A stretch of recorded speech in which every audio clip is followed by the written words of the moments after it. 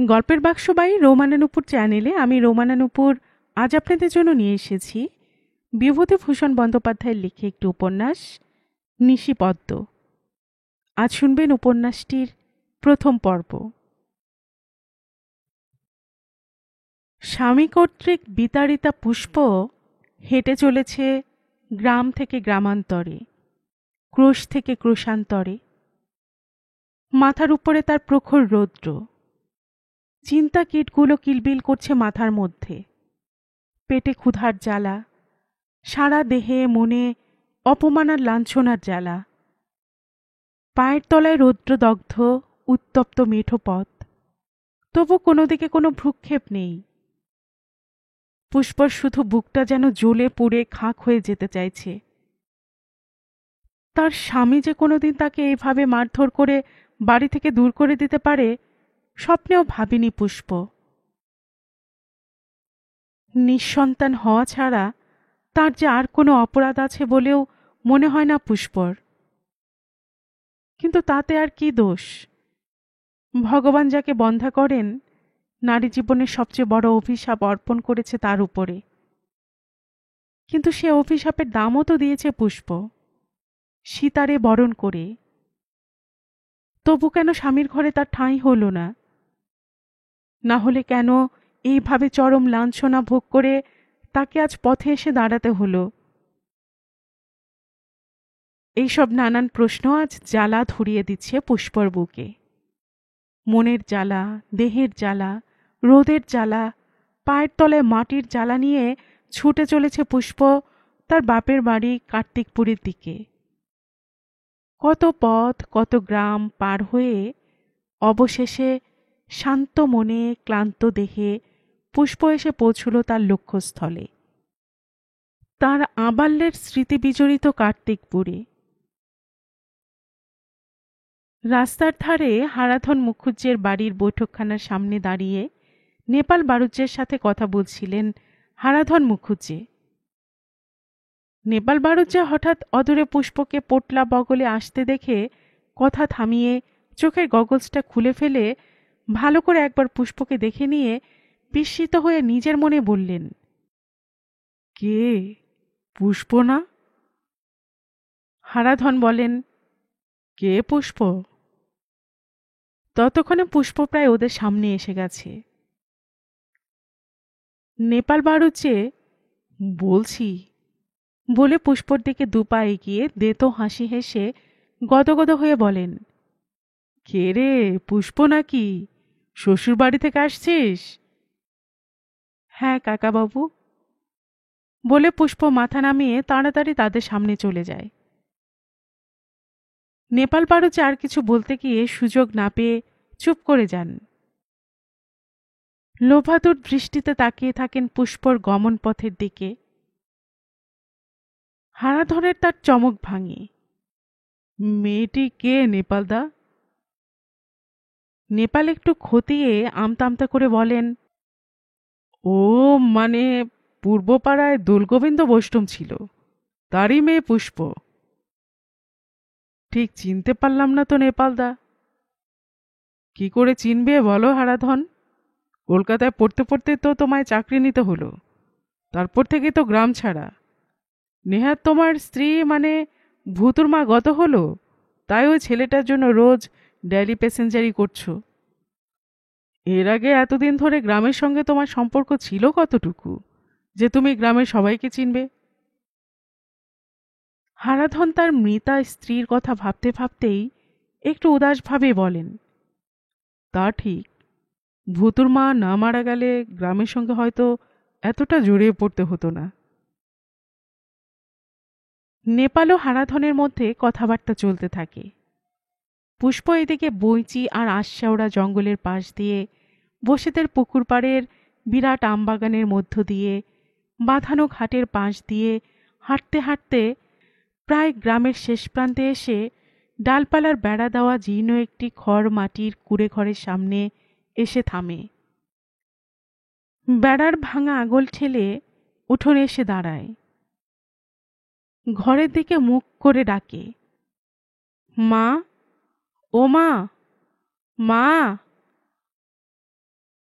ডাক শুনে ঘর থেকে বেরিয়ে আসে পুষ্পর বুড়িমা।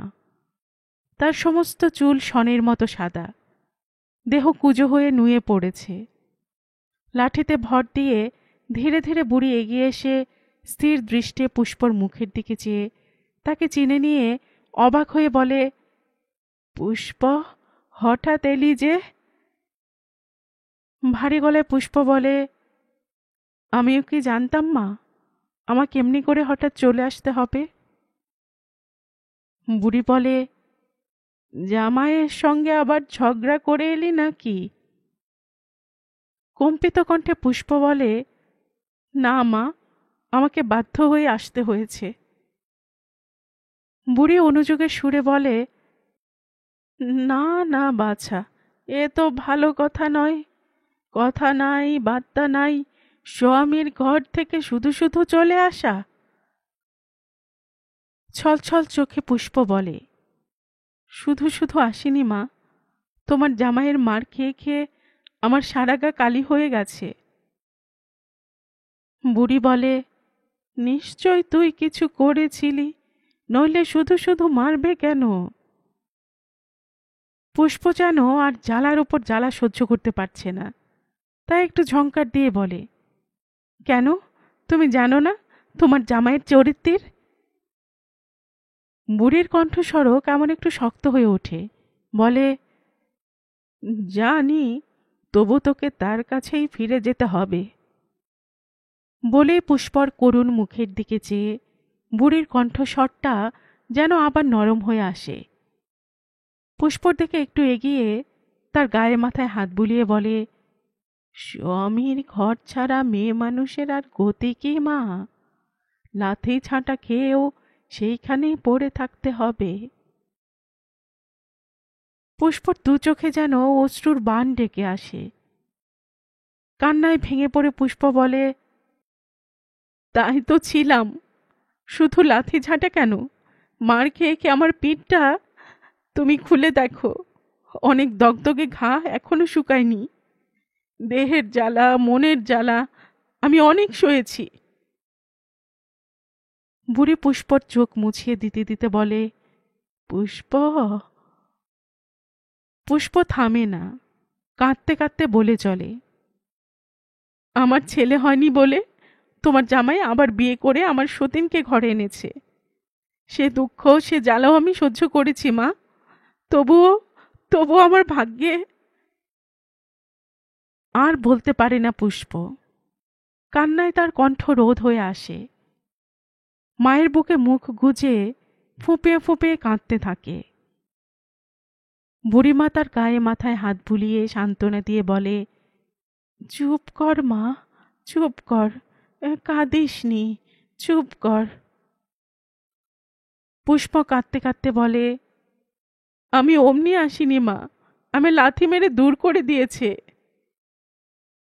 বুড়ি একটু থেমে চিন্তিত হয়ে বলে, এখানে এলি তো মা, খাবে কি? আমি আর তেমন কাজকর্ম করতে পারি না, থরথর করে গা হাত পা কাঁপে, নিজের পেটের ভাতে জোটে না সব দিন, তোকে কি খাওয়াবো মা? পুষ্প বলে, তুমি ভেবো না মা, আমরা বৈষ্ণব, বাবার কাছে একটু একটু গানও শিখেছি, গান গেয়ে দৌড়ে দৌড়ে ভিক্ষে করব, আমাদের মা বেটির দুটো পেট চলে যাবে, না হয় ঝিয়ের কাজ করব মা, তবু তুমি আর ওখানে ফিরে যেতে বলো না। বুড়ি সস্নেহে পুষ্পকে ধরে বলে, আয় মা, আয়, ঘরে আয়। বলে পুষ্পকে নিয়ে ঘরের ভেতর চলে যায়। পরদিন থেকে শুরু হলো অন্ন সংস্থানের চেষ্টা। একটা কাজের জন্য গ্রামের লোকের দৌড়ে দৌড়ে ঘুরতে লাগলো পুষ্প। দিনের পর দিন কতগুলো বাড়ি হতাশ হয়ে ঘোরার পর একদিন এসে উপস্থিত হলো হারাধন মুখুজ্জের বাড়ি। এসে দেখল বিরাট ফাঁকা বাড়ির দাওয়ায় হুমড়ি খেয়ে পড়ে গিয়ে হারাধনের ছেলে মাতৃহারা ৩-৪ বছরের ভূতু তারস্বরে চিৎকার করে কাঁদছে। পুষ্প তার কাছে যাবার আগেই হারাধন ঘর থেকে বেরিয়ে ভূতুকে কোলে নিয়ে ভোলাতে ফোলাতে এদিকে ওদিকে চেয়ে ডাকতে থাকেন। গয়লা বউ, মধু, মধু। ডাক শুনে ওদিক থেকে দাঁড়ায় বিধবা গয়লা বউ।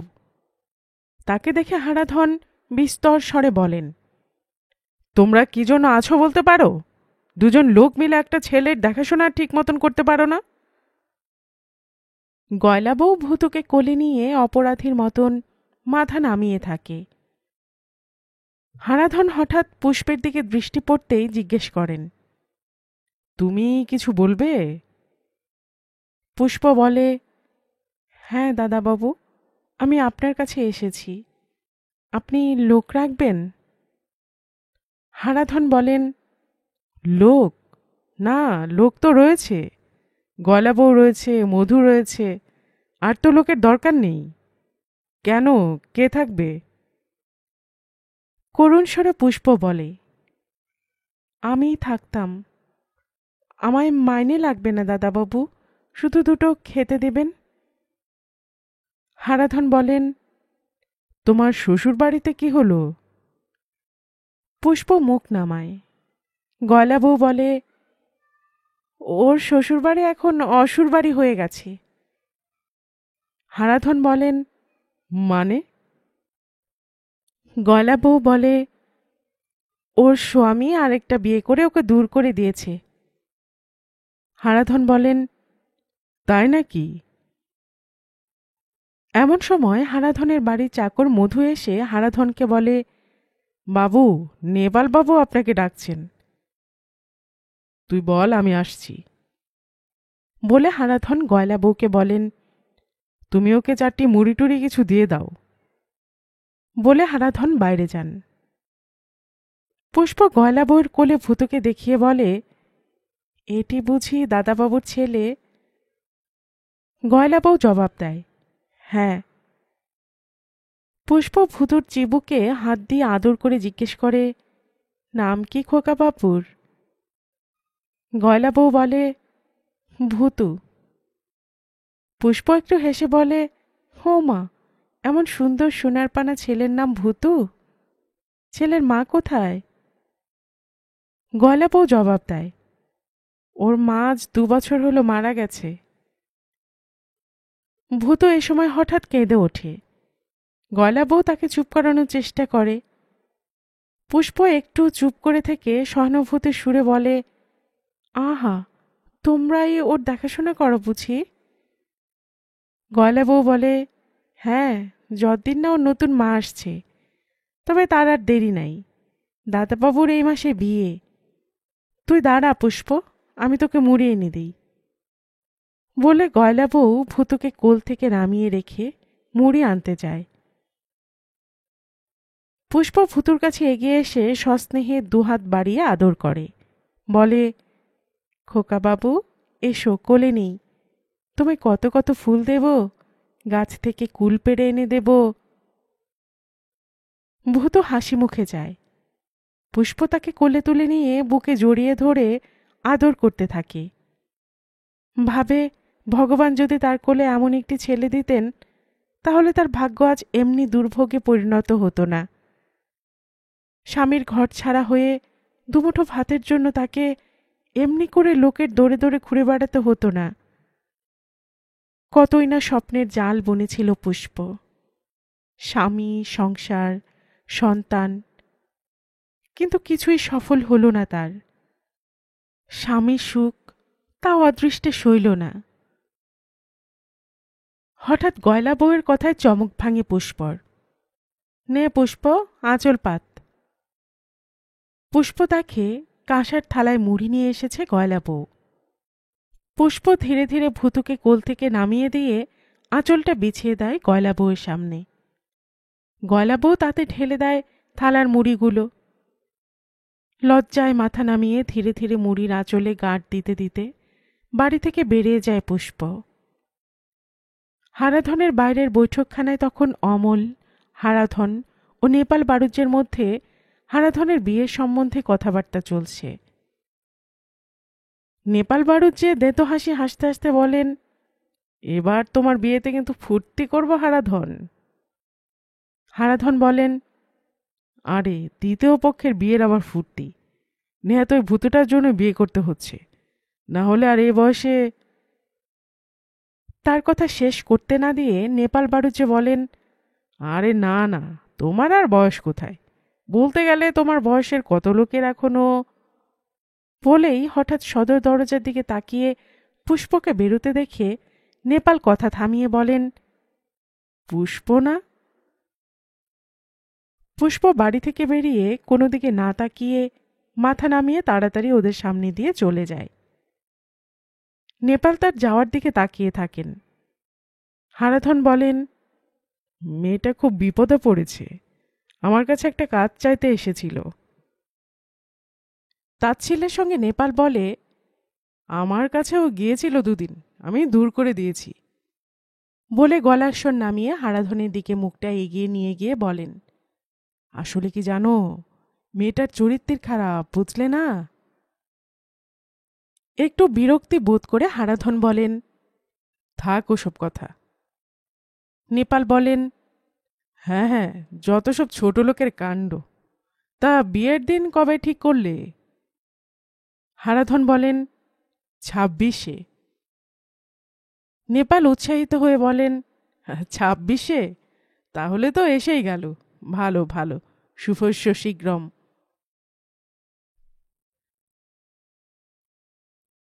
দুপুরবেলা বসেদের সেই পুকুরের বাঁধানো ঘাটে স্নান করতে নেমেছে পুষ্প।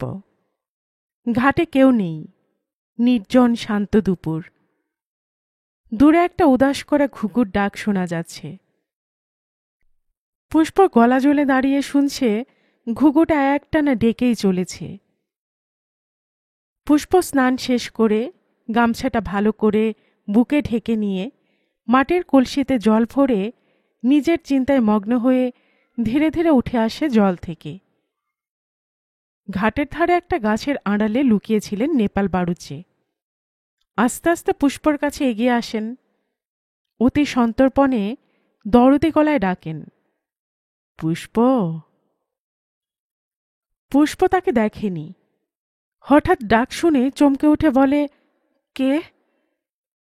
আমি রে, আমি, তোর নেপাল কাকা। বলে জোকের মতন পুরো ঠোঁট দুটো দিয়ে দুবার চেটে নেন।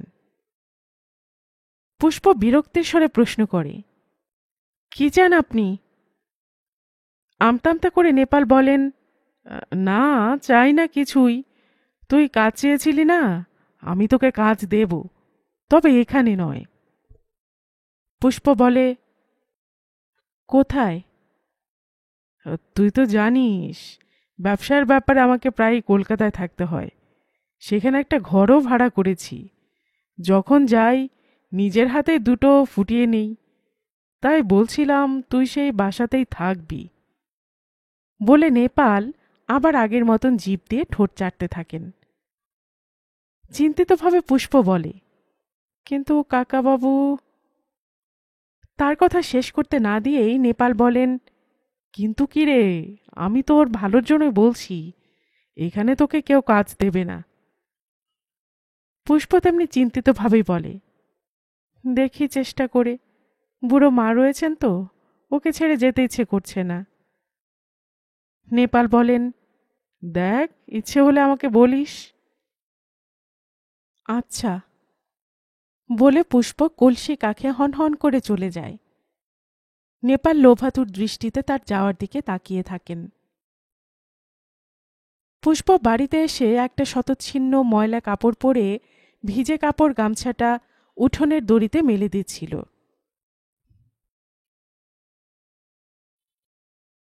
পুষ্প বাড়িতে এসে একটা শতচ্ছিন্ন ময়লা কাপড় পরে ভিজে কাপড় গামছাটা উঠোনের দড়িতে মেলে দিচ্ছিল।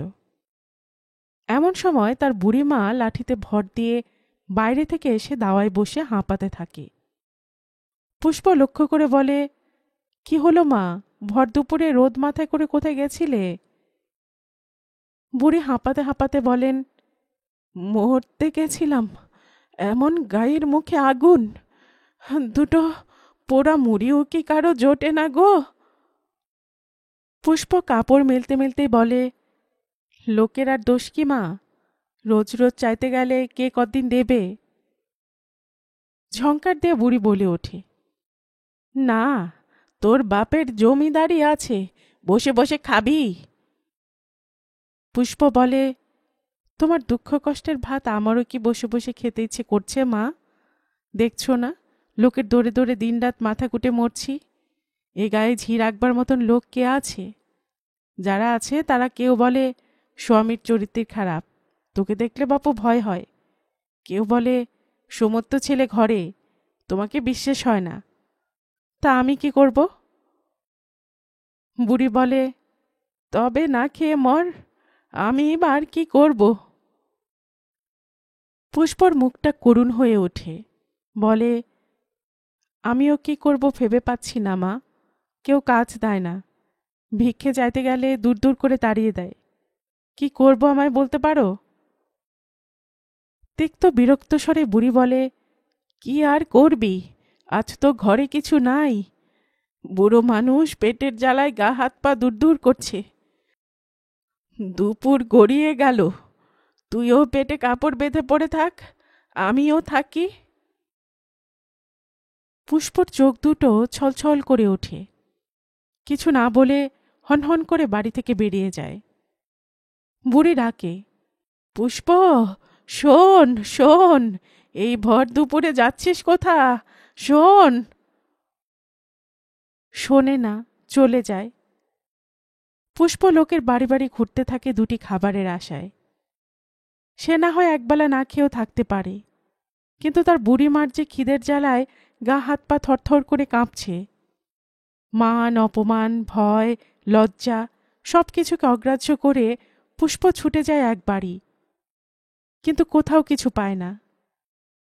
যদি কেউ সামনাসামনি অপমান করে, যদি কেউ সামনে সহানুভূতির সুরে কথা বলে, আবার পেছনে মুখ ভ্যাংচায়। পুষ্প এইভাবে কয়েকটি বাড়ি ঘুরে গ্রামের পশ্চিম পাড়ায় রায়গিন্নির কাছে এসে উপস্থিত হল। রায়গিন্নি তখন দাওয়ায় বসে বড়ি দিচ্ছিলেন। পুষ্প অনেক কাকুতি মিনতি করে বলে, আমাকে আপনি ঝি রাখুন কাকিমা, না হলে আমরা দুই মা মেয়েতে না খেয়ে মরে যাব। রায়গিন্নি তাচ্ছিল্যের হাসি হেসে বলেন, তুই হাসালি পুষ্প, ঝি রাখবো আমরা? করুণ স্বরে বলে পুষ্প, আমি বলছিলাম কাকিমা, আপনার এত বড় সংসার, 5 জনের পাতের কুড়িয়ে খেলেও আমাদের দিন চলে যাবে। রায়গিন্নি স্পষ্টই জবাব দেন, না বাছা, এখানে আর কিছু হবে না। পুষ্প কিছুক্ষণ মাথা নিচু করে থেকে বলে, দুটি মুড়ি দেবেন কাকিমা? রায়গিন্নি বলেন, মুড়ি তো ভাজা হয়নি, কদিন জ্বর গেল কি না। লজ্জায় মাটির সঙ্গে মিশে যেতে ইচ্ছে করে পুষ্পর। কোনো কথা না বলে কিছুক্ষণ নীরবে বসে থেকে ধীরে ধীরে উঠে যায় পুষ্প। রায়গিন্নি তার গমনপথের দিকে চেয়ে সকতুক্তি করে বলে, মরণ। আর একটি বাড়ির দরজায় এসে কড়া নাড়ে পুষ্প। বেশ কিছুক্ষণ কড়া নাড়ার পর দরজা খুলে মুখ বাড়ায় সে বাড়ির বড় বউ। পুষ্পকে দাঁড়িয়ে থাকতে দেখে তার সমস্ত মুখে চোখে ঘৃণা ফুটে ওঠে। বলে, কি চাই? পুষ্প মিনতি করে বলে, আজ সকাল থেকে আমাদের মা বেটির কিছু খাওয়া হয়নি, 4টি মুড়ি দেবেন বৌদি। ঝঙ্কার দিয়ে বড় বউ বলে, স্বামীর ভাত ছেড়ে এখানে এসে ভিক্ষে করছিস? তোর মুখ দেখলেও পাপ হয়। বলে পুষ্পর মুখের উপর দড়াম করে দরজাটা বন্ধ করে দেয়। হতভম্বের মতন একটুখানি দাঁড়িয়ে হতাশ হয়ে পথে এসে নামে। একটুখানি এগোতেই পেছনেকার ডাক শুনে পুষ্প হঠাৎ থমকে দাঁড়ায়। ওই বাড়ির বড় বউয়ের দেওর এতক্ষণ আড়ালে দাঁড়িয়ে বড় বউ এবং পুষ্পর সব কথা শুনেছিল। পুষ্পর কাছে এগিয়ে এসে চুপি চুপি বলে, তুমি আমাদের বাড়ি মুড়ি চাইতে এলে আর বৌদি যা তা অপমান করল। পুষ্প বলে, ভিখারির আবার মান কোথায় বাবু, যে অপমান হবে? বড় বউয়ের ছোট দেওরের দরদ যেন উতলে ওঠে। সেভাবে বলে, না না, তোমরা সকাল থেকে কিছু খাওনি, এ নাও, আমি তোমায় 2 টাকা দিচ্ছি, চাল ডাল কিনে নিয়ে যাও। বলে পকেট থেকে 2 টাকা বের করে পুষ্পর দিকে বাড়িয়ে দেয়। পুষ্প টাকা নিতে ইতস্তত করছে দেখে বলে, কি হলো, নাও। পুষ্প তার হাত থেকে টাকা দুটি নিয়ে মুঠোর মধ্যে চেপে ধরে কৃতজ্ঞতার সঙ্গে বলে, ভগবান আপনার মঙ্গল করুন। বলে পুষ্প 2 পা এগোতেই ছোকরাটি আবার তাকে ডাকে। পুষ্প থমকে দাঁড়ায়। ছোকরাটি তার খুব কাছে এগিয়ে এসে এদিকে ওদিকে তাকিয়ে চুপি চুপি বলে, তোমার এই অসময়ে সাহায্য করলাম, কিন্তু। তার কথা শেষ করতে না দিয়ে পুষ্প অত্যন্ত কৃতজ্ঞতার সঙ্গে বলে, বলুন বাবু, এর বদলে আমাকে কি করতে হবে? ছোকরা আরো নিচু গলায় আমতা আমতা করে বলে, না মানে বুঝতেই তো পারছো, মানে সন্ধ্যাবেলা একটু। ঘৃণায় পুষ্পর মুখ কঠিন হয়ে ওঠে। এবারও ছোকরার কথা শেষ করতে না দিয়ে বলে, বুঝেছি, আপনার বাবাকে আমি কাকাবাবু বলতাম, গ্রাম সম্পর্কে আপনি আমার দাদা। বোনকে নোংরা কথা বলতে আপনার লজ্জা করে না? এই নিন আপনার টাকা। বলে পুষ্প তার মুখের উপর টাকা দুটো ছুঁড়ে দিয়ে হনহন করে চলে যায় সেখান থেকে। ছোকরা টাকা দুটি কুড়িয়ে নিয়ে পুষ্পর যাওয়ার দিকে তাকিয়ে রাগে গড়গড় করতে করতে দাঁতে ঠোঁট চেপে বলে, আচ্ছা, আমাকে চটিয়ে তুই কেমন করে গায়ে থাকিস দেখব। ছোকরাটি লক্ষ্য করেনি তার ছোট ভাইপো পুষ্পকে টাকা দেওয়া দেখে ছুটেছে বাড়ির দিকে। তাদের বাড়িতে তখন ছেলেটির মা অর্থাৎ সেই মুখরা বড় বউ ছেলেটিকে বলছে, তুই নিজের চোখে দেখেছিস? আধো আধো স্বরে ছেলেটি বলে, হ্যাঁ দেখলাম তো, ছোট কাকা মেয়েটাকে টাকা দিলে। রাগে জ্বলে উঠে বউটি বলল, চল তো দেখি। বলে ছেলের হাত ধরে তাকে টেনে নিয়ে বাড়ি থেকে বেরিয়ে যায়। পুষ্পদের বাড়িতে এসে পুষ্পর দেখা পায় না, সে তখনও বাড়ি ফেরেনি। পুষ্পর মাকে বউটি যাচ্ছে তাই অপমান করে, বলে, তিনকাল গিয়ে তোমার এককালে ঠেকেছে, শাসন করতে পারো না মেয়েকে? বুড়ি তার কথায় কিছুই বুঝতে পারে না, অবাক হয়ে বলে, কেন, কি করেছে পুষ্প?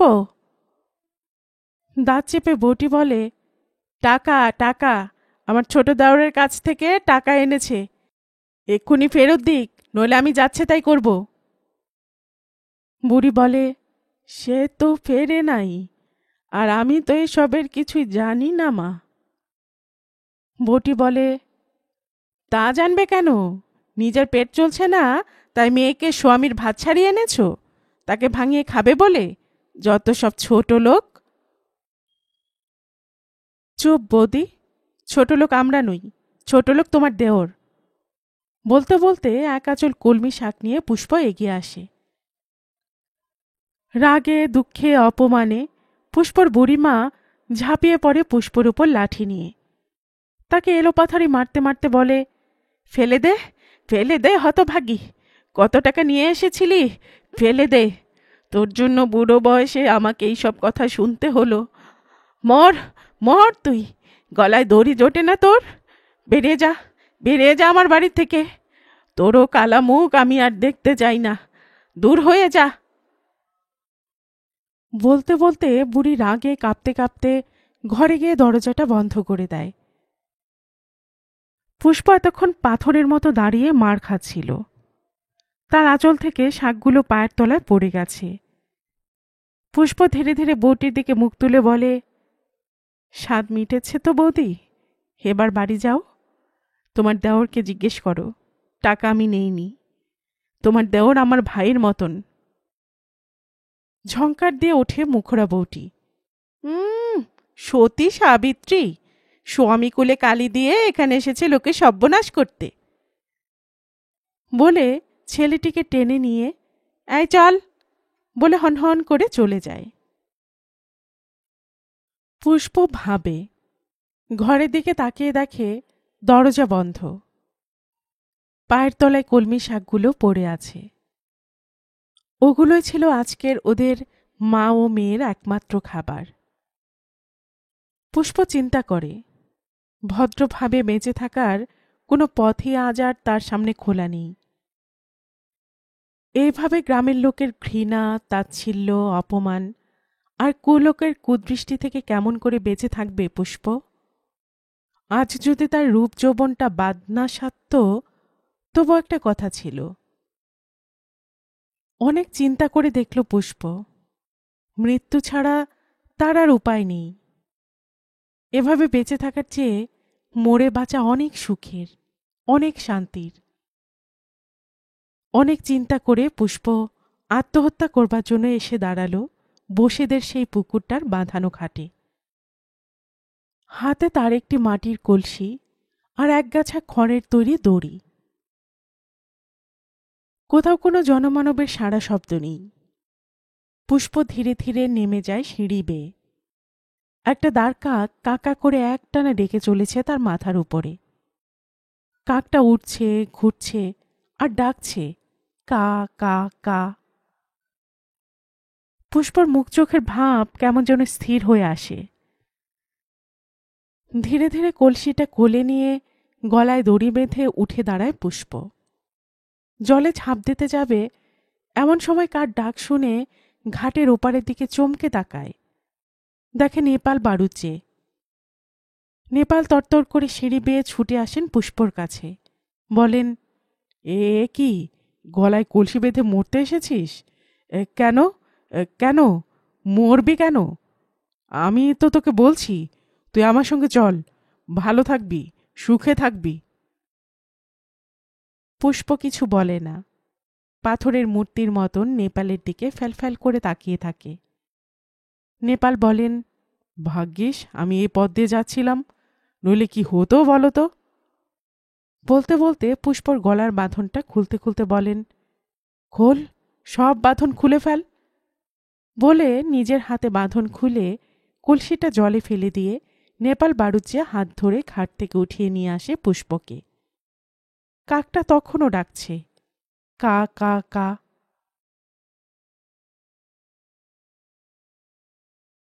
এরপরে বেশ কয়েকটা বছর পার হয়ে গেছে।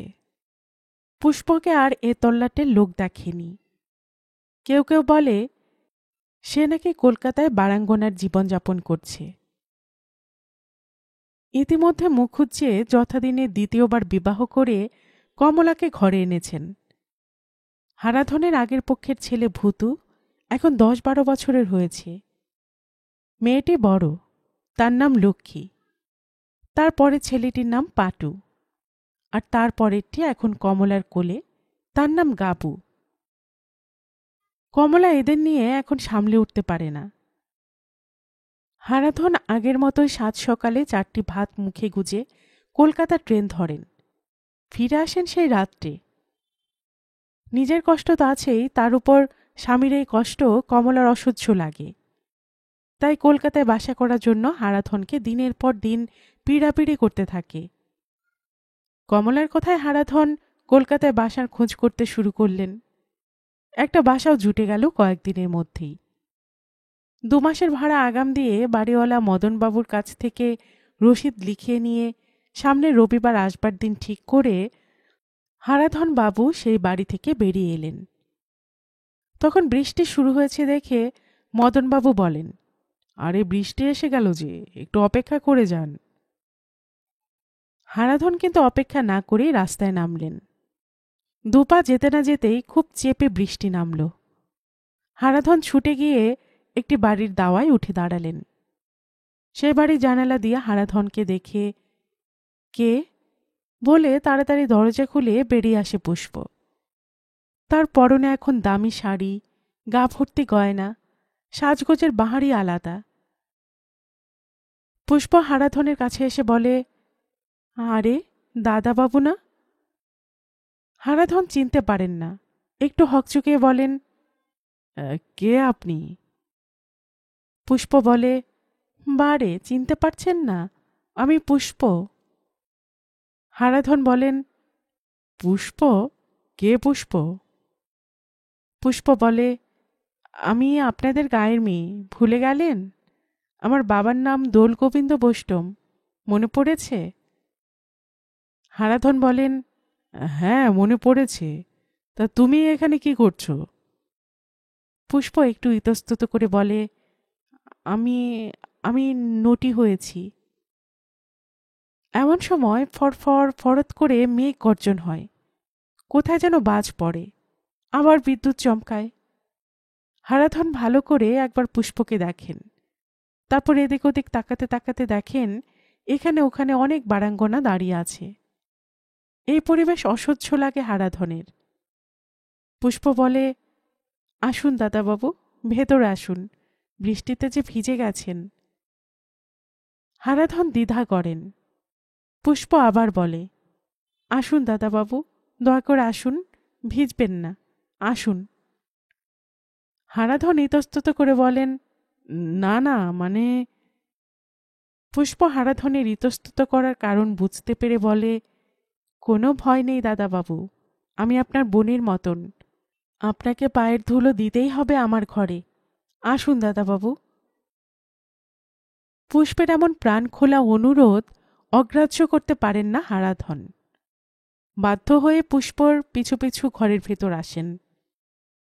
সুন্দর সাজানো ঘর, চারদিকে ঝকঝক তকতক করছে।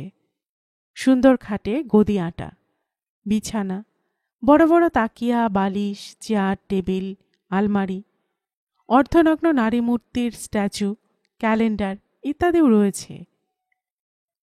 পুষ্প বলে, বাড়ির খবর সব ভালো তো দাদাবাবু? হারাধন বলেন, ভালো, তুমি কেমন আছো? পুষ্প বলে, আমার আর থাকা দাদাবাবু, আমি এক ভেবে এখানে এসেছিলাম, হলো আর এক। জানেন দাদাবাবু, ওই নেপাল বাড়ুর যে আমার সর্বনাশ করেছে। এখানে এসে 7 দিন 7 রাত পেটে কাপড় বেঁধে না খেয়ে পড়ে থেকেছি, চোখের জলে বান ডেকেছে। এই নরকে না নামবার জন্য প্রাণপাত চেষ্টা করেছি, তবু জিততে পারলাম না দাদাবাবু, শেষ পর্যন্ত হেরেই গেলাম। বলতে বলতে 2 চোখ জলে ভরে আসে পুষ্পর, কান্নায় গলাটা ভারী হয়ে ওঠে।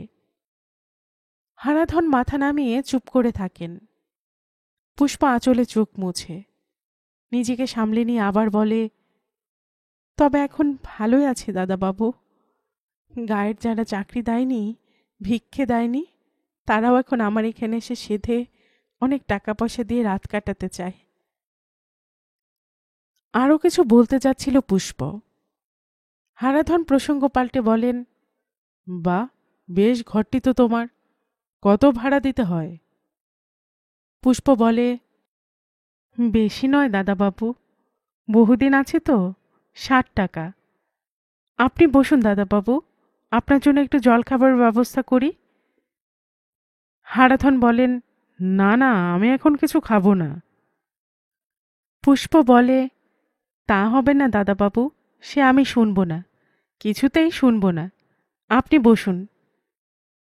বলে পুষ্প পাশের রান্নাঘরের ভেতরে যায় হারাধনের জন্য জলখাবার আনতে। হারাধনের এখানে জল স্পর্শ করতেও প্রবৃত্তি হচ্ছে না, তবু পুষ্পের এই প্রাণখোলা আগ্রহকে আঘাত দিতেও কেমন যেন বাঁধে। তাই হারাধন আর কিছু না বলে চুপ করে বসে থাকেন। ঘরটার চারিদিকে দৃষ্টি ফিরে ফিরে দেখতে থাকেন। দেয়ালে অর্ধনগ্ন নারীর ছবি, বড় আয়না দেওয়া সুন্দর আলমারি, ড্রেসিং টেবিল, একপাশে হারমোনিয়াম, বায়া, তবলা, ঘুঙুর। জলচৌকিতে খানকতক পিতল কাঁসার বাসন ঝকঝক করছে। পাশের একটা ছোট আলমারিতে কাঁচের খুব সুন্দর ড্রিঙ্কিং সেট। ঘরের এক কোণে সুন্দর করে সাজানো একটি পুজোর জায়গা, সেখানে নানান দেবদেবীর ছবি। হারাধন হঠাৎ কয়েকটি নারী কণ্ঠের খিলখিল হাসিতে জানলা দিয়ে তাকান। দেখেন কয়েকটি বারবনিতা তারই দিকে তাকিয়ে ইঙ্গিতপূর্ণ হাসি হাসছে। হারাধন অস্বস্তি বোধ করেন। এমন সময় পুষ্প একটি সুন্দর কাঁসার ডিশে করে কয়েকটি মিষ্টি এনে হারাধনের সামনের টেবিলে রেখে বলে, খান দাদাবাবু। বলে পাশের কুঁজো থেকে জল গড়িয়ে দিতে দিতে বলে, আপনি খান, আমি চায়ের জল চড়াই। হারাধনের রুচিতে বাঁধে। পুষ্পর দেওয়া মিষ্টি স্পর্শও করে না। চায়ের কথা শুনে বাধা দিয়ে বলেন, কেন সব হাঙ্গামা করছো পুষ্প? আমি এখন কিছুই খাবো না, আর এক্ষুনি আমায় চলে যেতে হবে। কেমন করে যাবেন? বৃষ্টি যে এখনো ধরেনি। বলে পুষ্প জিজ্ঞাসু দৃষ্টিতে হারাধনের মুখের দিকে তাকিয়ে থাকে। হারাধন বলে, বৃষ্টি না ধরলেও আমায় তাড়াতাড়ি যেতে হবে। এ ট্রেন মিস করলে আজকে আর বাড়ি ফিরতে পারবো না। আপনি আজকেই গ্রামে যাবেন? হ্যাঁ। আমার একটা কাজ দয়া করে করে দেবেন দাদাবাবু? বলো। মাকে 20টা টাকা দেব, আপনি নিয়ে যাবেন? বলতে বলতে আলমারি খুলে দুটো 10 টাকার নোট নিয়ে এসে বলে, আমি এখন যেমন পারি মাকে পাঠাই। মার বড় কষ্ট। হারাধন বলেন, কার হাত দিয়ে পাঠাও? পুষ্প বলে, গ্রামের লোক যাকে পাই তার হাত দিয়ে পাঠাই, তবে নেপাল বাড়ুজ্যের হাতে বেশি পাঠাই। এই তো গত মাসেও তার হাত দিয়ে 25টা টাকা আর এখানে কাপড় পাঠিয়েছি। হারাধন প্রশ্ন করেন, এ পর্যন্ত কত টাকা তুমি পাঠিয়েছ? পুষ্প বলে, তার কি কোনো হিসাব আছে দাদাবাবু? প্রতি মাসে ধরুন 25, 30, 40 যা পারি পাঠাই। আপনি এই 20টা টাকা আমার মাকে দেবেন। বলে নোট দুটি খাবারের ডিশের পাশে রেখে বলে, আমি চায়ের জলটা চড়িয়ে আসি। বলে পুষ্প যেতে চায়। হারাধন ডাকেন, পুষ্প শোনো। পুষ্প দাঁড়িয়ে পড়ে বলে, বলুন দাদাবাবু। হারাধন 10 টাকার নোট দুটি তুলে নিয়ে উঠে দাঁড়িয়ে নোট দুটি পুষ্পর দিকে বাড়িয়ে ধরে বলেন, এ টাকাটা তুমি রেখে দাও। পুষ্প কিছু বলবার আগে তার বাবু অনঙ্গ দত্ত এসে ঢোকেন।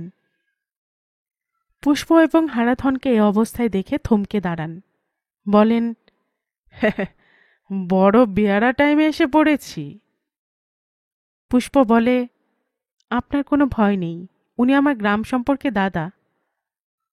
অনঙ্গ বলেন, ও নমস্কার। হারাধনও প্রতি নমস্কার করেন। অনঙ্গ বলেন, তোমরা তাহলে কথাবার্তা বলো, আমি ততক্ষণে পাশের ঘরে ঝর্ণার নৃত্যতরঙ্গে গা ভাসিয়ে দিয়ে আসি। হারাধন বাধা দিয়ে বলেন, না, আপনাকে যেতে হবে না, আমি এক্ষুনি যাচ্ছি।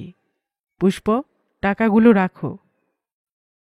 অনঙ্গ দত্ত বলেন, এক্সকিউজ মি, আপনি তো মহাশয় মহাপুরুষ ব্যক্তি, এতগুলো টাকা দিলেন অথচ পুষ্পকে স্পর্শ না করে একেবারে কামিনী কাঞ্চন ত্যাগ করে বিদায় নিচ্ছেন।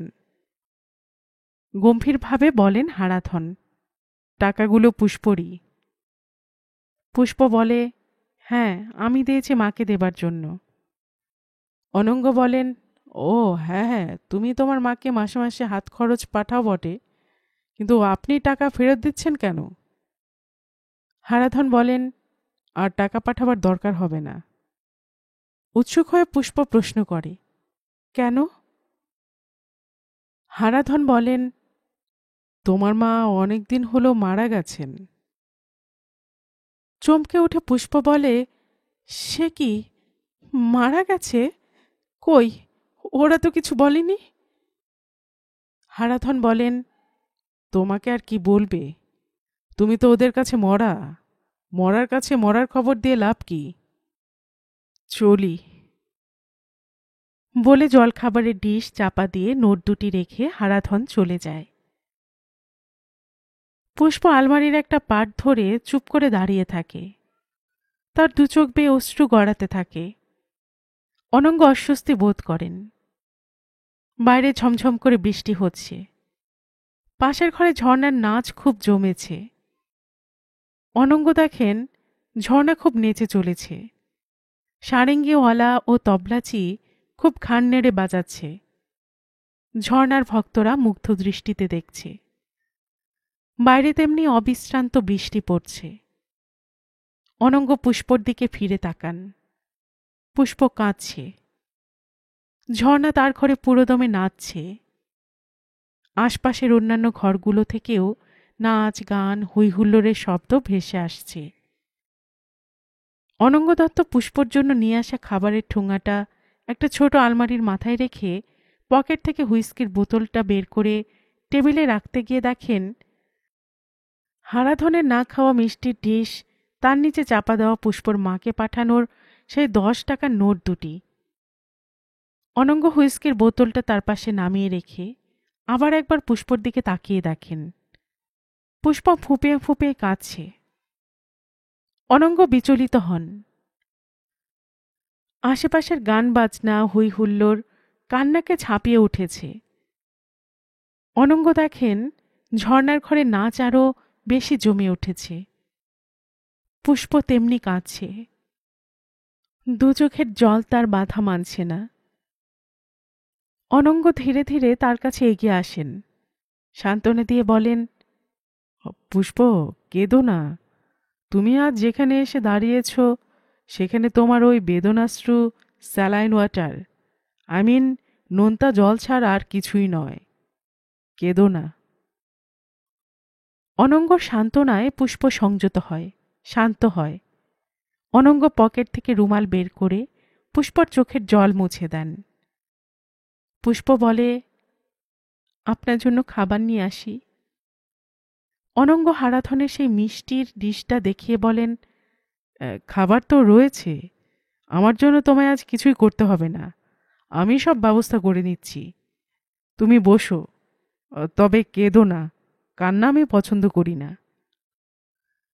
বলে অনঙ্গ নিজেই আলমারির ড্রিঙ্কিং সেট থেকে গেলাস আর সোডা নিয়ে গিয়ে বসেন টেবিলের সামনে।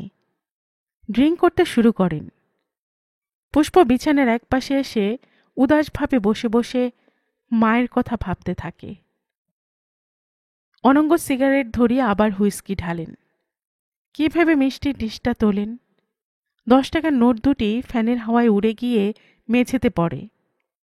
অনঙ্গ ঢালা হুইস্কিটা গলায় ঢেলে দিয়ে আপন মনে আবৃত্তি করেন, কারেন্সি নোট বুদবুদ সমহাওয়ায় মিলায়ে যায়। নোট দুটি মেঝেতে গড়াগড়ি যাচ্ছে। বাইরে তেমনি ঝমঝম করে বৃষ্টি পড়ছে।